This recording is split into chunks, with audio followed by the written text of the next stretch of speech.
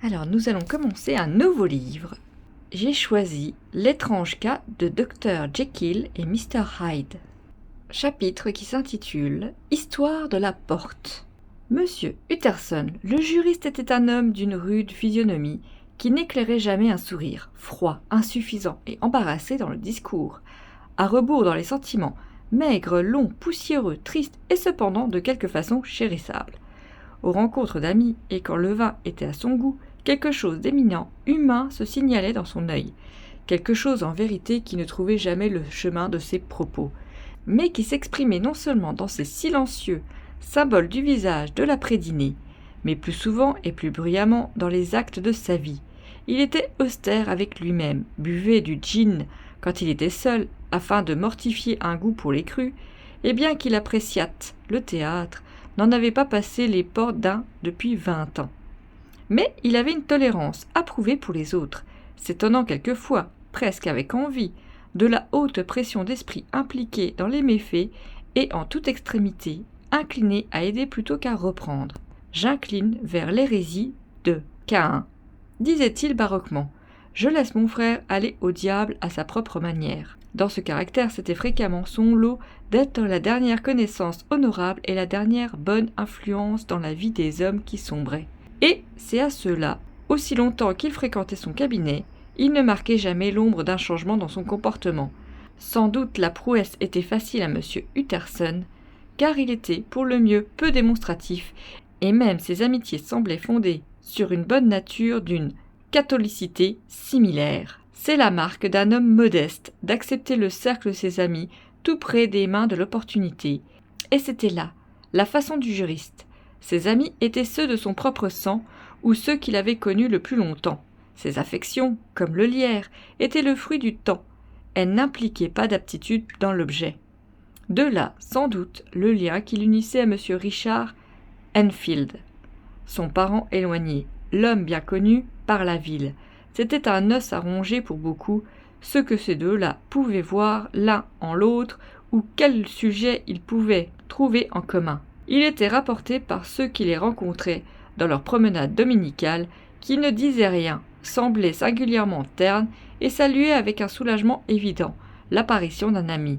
Malgré tout, les deux hommes attachaient le plus grand prix à ces excursions, les comptaient le joyau principal de chaque semaine, et non seulement écartaient des occasions de plaisir, mais résistaient même aux appels des affaires, afin de pouvoir y goûter sans interruption.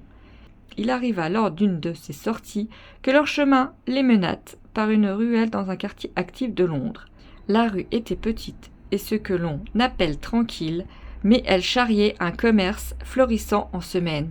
Tous les habitants marchaient bien, semblait-il. Et tous espéraient avec émulation mieux marcher encore, et étaler le surplus de leurs gains en coquetterie, si bien que les devantures des boutiques se tenaient le long de cette voie avec un air d'invite, comme des rangées de souriantes vendeuses. Même le dimanche, quand elles voilaient ses charmes les plus fleuris et s'étendaient, comparativement vide de passage, la rue brillait par contraste avec son voisinage défraîchi, comme un feu dans une forêt, et avec ses volets peints de frais, ses cuivres bien polis, et sa générale propreté et gaieté de notes, attrapait et charmait à l'instant l'œil du passager.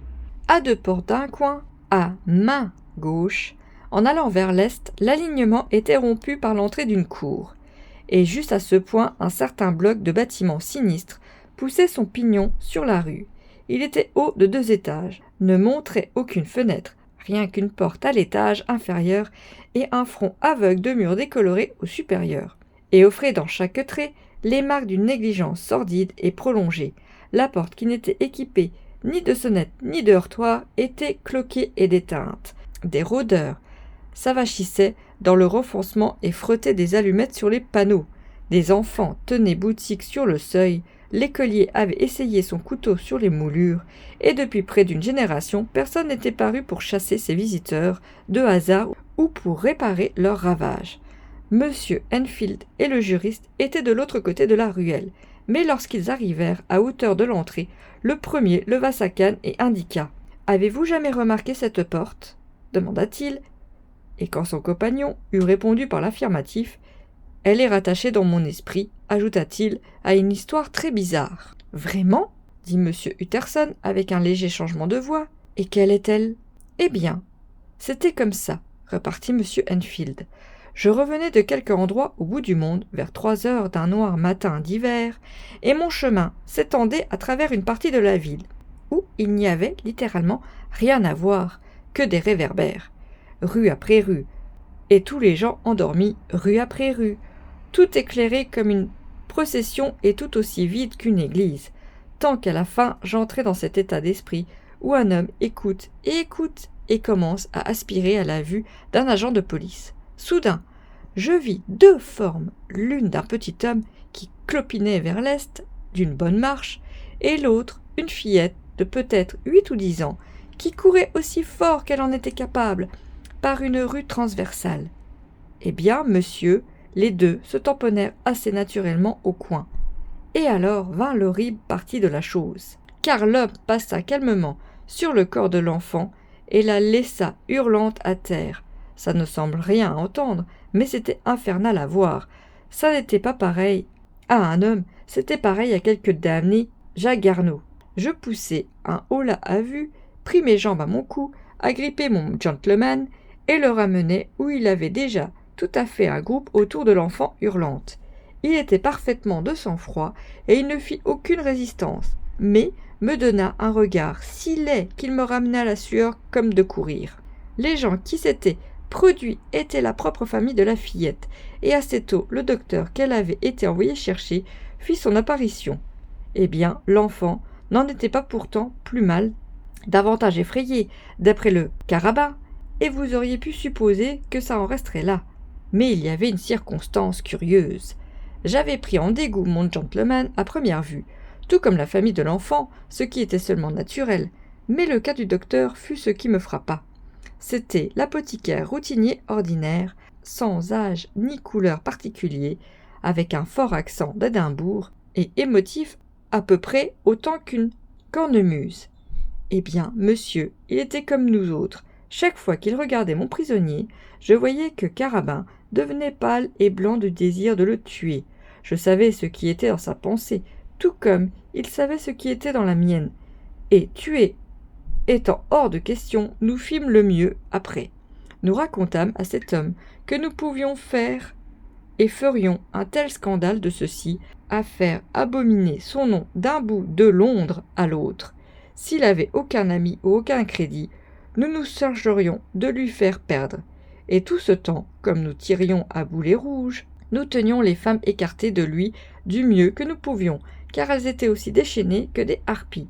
Je ne fis jamais cercle de pareilles faces haineuses, et il y avait l'homme au milieu, avec une espèce de froideur noire, ricaneuse, effrayé aussi, je pouvais le voir. Mais le faisant passer, monsieur, réellement comme Satan.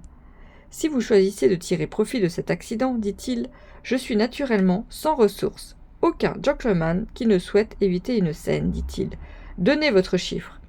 Eh bien, nous le pressâmes de 100 livres pour la famille de l'enfant.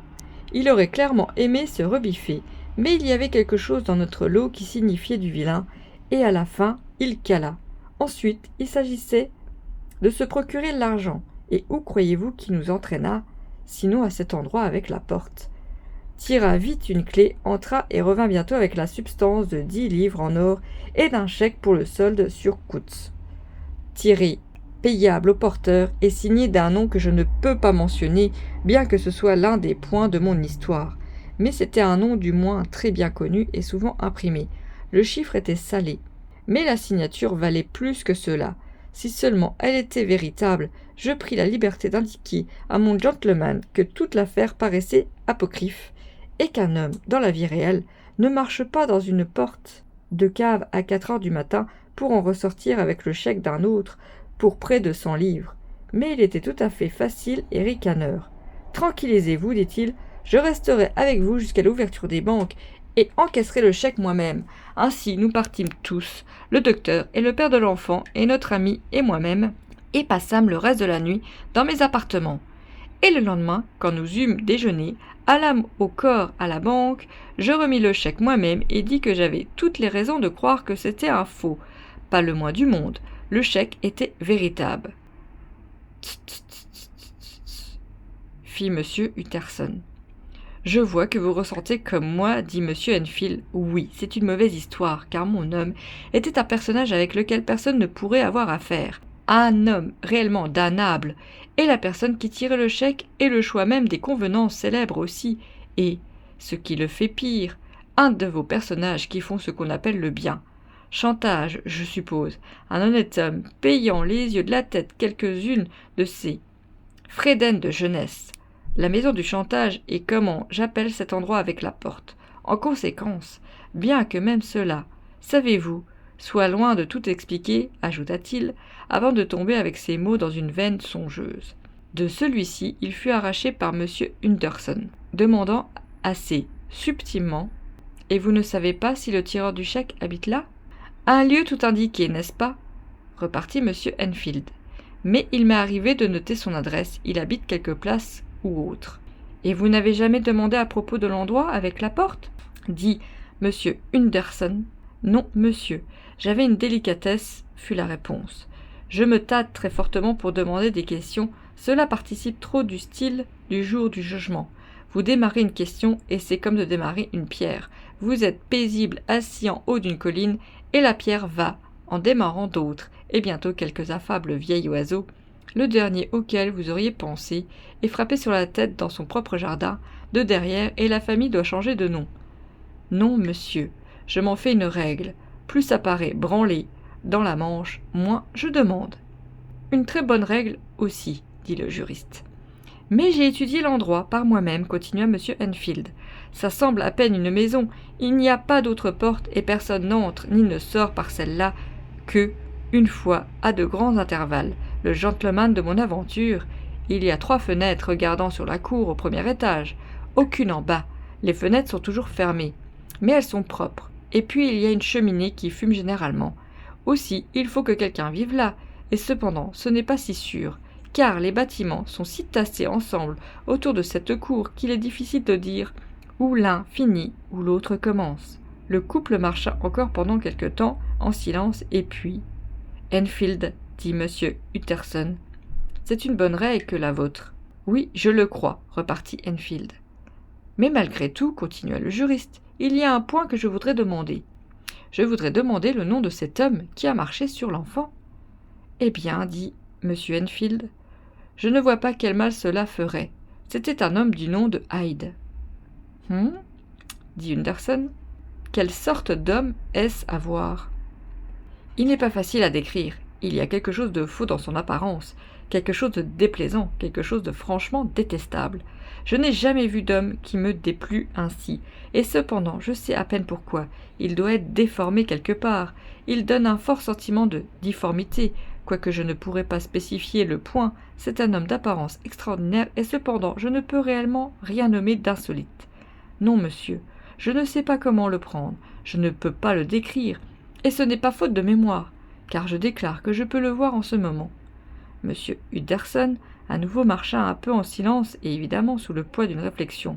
« Vous êtes sûr qu'il s'est servi d'une clé ?» s'inquiète-t-il enfin. « Mon cher monsieur, commença Enfield, hors de lui de surprise. « Oui, je sais, dit Utterson. Je sais que cela doit sembler étrange. Le fait est. Si je ne vous demande pas le nom de l'autre particulier, c'est que je le connais déjà. Voyez-vous, Richard, votre compte est allé à qui de droit. Si vous avez été inexact en quelques points, vous feriez mieux de le corriger. Je pense que vous auriez pu m'avertir, répartit l'autre, avec une pointe de maussaderie. Mais j'ai été pédantesquement exact. Comme vous dites, le bonhomme avait une clé, et qui plus est, il l'a encore, je l'ai vu s'en servir il n'y a pas 8 jours. M. Utterson soupira profondément, mais sans mot dire, et le jeune homme reprit bientôt. « Voici notre leçon. Pour ne pas parler, dit-il, j'ai honte de ma langue longue. Faisons le marché de ne plus jamais nous référer à ceci. De tout mon cœur, dit le juriste, je vous serre la main là-dessus, Richard. » Fin du chapitre.